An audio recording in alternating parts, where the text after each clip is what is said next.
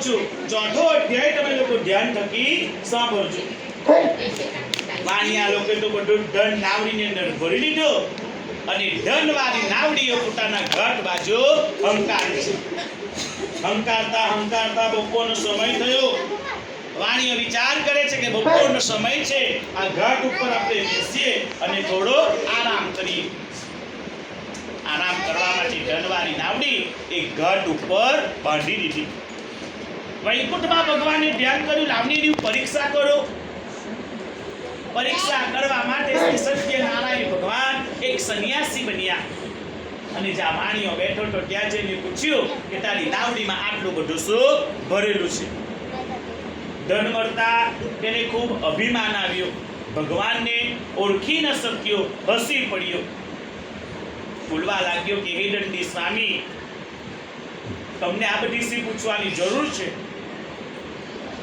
મારી નાવડીમાં કઈ ધન નથી, પરંતુ વેલા, પાંદરા અને ઘાસ જ ભરેલા છે. સંન્યાસીના વેશમાં તો વૈકુંઠના નારાયણ હતા. તથાસ્તુ, તું જે આ શબ્દ બોલે છે તે તારો શબ્દ હવે સાચો જ પડજો. પાણી આરામ કરીને પરવાળીઓ ધનવાળી નાવડીઓ પોતાના ઘટ બાજુ હંકારે છે. નજર નાવડીમાં પડી તો ખરેખર તેમાં ધનને બદલે વેલા, પાંદરા અને ઘાસ ભરેલા દેખાયા.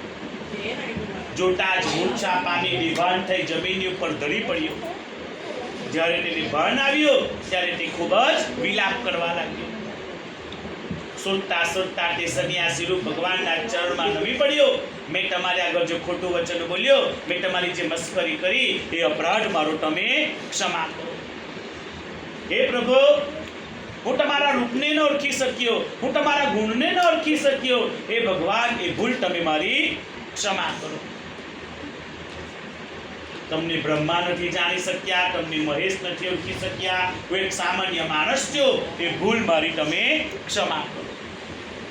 આવા ભક્તિવાળા વચન સાંભળી ભગવાન આનંદ પામ્યા, ફરીથી આશીર્વાદ આપી અર્થધ્યન થઈ ગયા.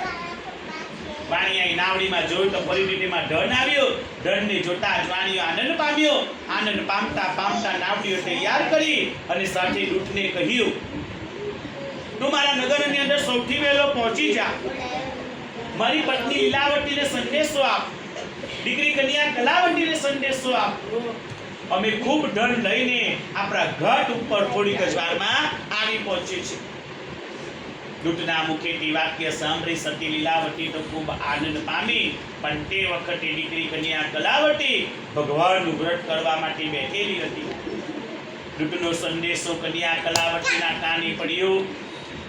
પોતાના પતિને તેને મળવાની ખૂબ ઉતાવળ આવી. ઉતાવળમાં ભગવાનની પૂજા પૂરી કરી નાખી. પાસે મૂકેલો જે પ્રસાદ હતો તે પ્રસાદ લેવાનું કન્યા કલાવતી ભૂલી ગઈ. ભગવાનના પ્રસાદનો અનાદર થયો. ભગવાન રોષે ભરાયા. જેવી કન્યા કલાવતી ઘાટ ઉપર પોતાના પતિને મળવા ગઈ કે ત્યાં તો તેનો પતિ તે જળની અંદર અદ્રશ્ય થઈ ગયો. ધનવાળી નાવડીઓ પણ તે જળની અંદર અદ્રશ્ય થઈ ગઈ. કન્યા કલાવતી બોલી કે હમણાં તો બધું ઠીક હતું, કોણ જાણે કયા ભગવાનની અવગણના થઈ, હું કઈ સમજી શકતી નથી. બધા વિચારની અંદર પડી ગયા. કન્યા કલાવતી બોલે છે કે મારે જીવીને શું કરવું? તે પણ જળ તરફ પડવા ચાલી. વાણીઓ આ બધું જોઈને ખૂબ ગભરાયો કે આ તો આખા મારા પરિવારનો નાશ થવાનો. એ જ ઘાટ ઉપર લાંબા પડે સહસ્ત્રાંગ દંડવત ભગવાનને યાદ કર્યા, નમસ્કાર કર્યા. દીનદુખિયાના પાલનહાર સત્ય નારાયણે આકાશવાણી કરી, જો તારી દીકરી ઘરે જશે, મારા પ્રસાદની માફી માંગશે અને મારો પ્રસાદ ગ્રહણ કરશે તો તેનો પતિ અવશ્ય પ્રાપ્ત થશે. આકાશમાંથી થયેલી આકાશવાણી કન્યા કલાવતી સાંભળી તરત જ ઘરે ગઈ. ભગવાનનો જે મૂકેલો પ્રસાદ હતો તે પ્રસાદની માફી માંગી. કન્યા કલાવતીએ ભગવાનનો પ્રસાદ ગ્રહણ કર્યો. ફરી પાછી ઘાટ ઉપર આવી કે ત્યાં તો તેનો પતિ તે જળમાંથી બહાર આવ્યો. ધનવાળી નાવડીઓ પણ તે જળમાંથી બહાર આવી. વાણિયાએ ભગવાનનો મંડપે ઘાટ ઉપર તૈયાર કરાવ્યો. શ્રદ્ધા રાખીને ભગવાનની પૂજા ત્યાં પૂરી કરી.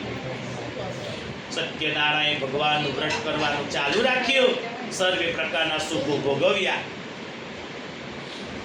જ્યારે શરીરમાંથી દેહ છોડ્યા, ભગવાનના દર્શન કરી એના પરિવારે વૈકુંઠમાં વાસ મેળવી લીધો. એટલે છે સ્કંદ પુરાણના રેવા ખંડમાં ભગવાનની કથાનો 4થો અધ્યાય સમાપ્ત થયો. બોલો શ્રી સત્યનારાયણ દેવ કી જય. કૃષ્ણ